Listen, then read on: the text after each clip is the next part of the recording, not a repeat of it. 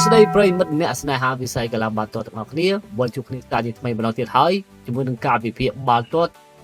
បាទ MC កុសលធីបយប់នេះយើងមានការប្រកួត3គូនៅលីកកម្ពុជារបស់អង់គ្លេសបាទសប្តាហ៍ទី35ការប្រកួតគូទី1រវាងក្រុម Brentford ត្រូវប៉ះជាមួយនឹងក្រុម New York West Ham ការការប្រេង Newcastle ត្រូវទទួលស្វាគមន៍ក្រុម Rempeysa Brighton ខណៈដែលគូចុងក្រោយកំភ្លើងធំ Arsenal បាទវាកីឡាដ្ឋាន Emirates ទទួលក្រុម Fulhamតោះកុំឲ្យខាត់ពេលយូរយើងចូលដល់ការវិភាគរបស់ admin តែម្ដងទៅគូទី1ការប្រកួតរវាងក្រុមម្ចាស់ផ្ទះ Brentford បច្ចុប្បន្នលេខ9ទទួលស្វាគមន៍ក្រុម New York West Ham លេខ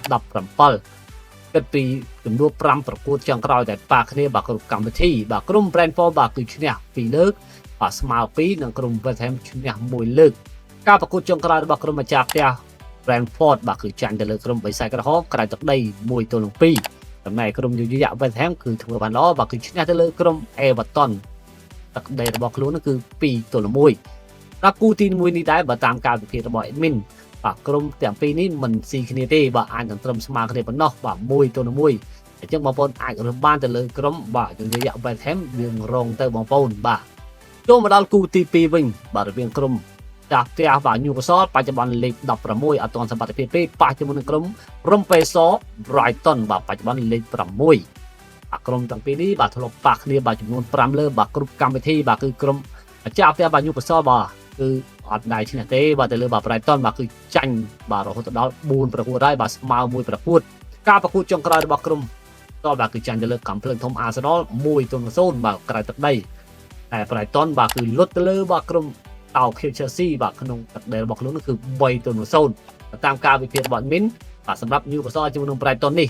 អាចនឹងមានគ្រាប់បាល់បាទលើក3គ្រាប់តែម្ដងអញ្ចឹងជម្រើសរបស់ admin ចង់ឲ្យបងប្អូនយើងលេង over ទៅបងប្អូនបាទចូលមកដល់គូទី3ចុងក្រោយវិញបាទរវាងក្រុមកំភ្លើងធំ Arsenal បាទឈរលើកំពូលតារាងបាទបច្ចុប្បន្នប៉ះជាមួយនឹងក្រុម Fulham លេខ10ហើយគិតពីការជួបគ្នា5ប្រកួតចុងក្រោយរបស់ក្រុមទាំងពីរបាទក្រុម Arsenal បាទឈ្នះ2លើក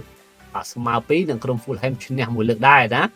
ការប្រកួតចុងក្រោយបាទក្នុងលីករបស់ក្រុម Arsenal បាទគឺឈ្នះទៅលើ Newcastle 1-0ចំណែកឯក្រុម Fulham ក៏បានឈ្នះទៅលើក្រុម Aston Villa ផងដែរ1-0ដូចគ្នា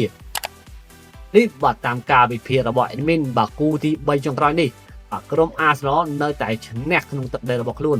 អញ្ចឹងជំរឿនរបស់ admin ឲ្យបងប្អូនលេងនៅខាងក្រុមម្ចាស់ផ្ទះ Arsenal បន្តទៀតដើម្បីរក្សាបន្ទុកទៅការនាំមុខទៅលើក្រុម Manchester City បងប្អូនយល់យ៉ាងណាសម្រាប់ការវិភាគរបស់ admin កុំភ្លេច comment នៅក្នុងវីដេអូនេះទាំងអស់គ្នាបាទជួយចែកចាយនិង share ដើម្បីទទួលបានវីដេអូថ្មីៗជារៀងរាល់ថ្ងៃអរគុណជួបគ្នានៅវីដេអូក្រោយ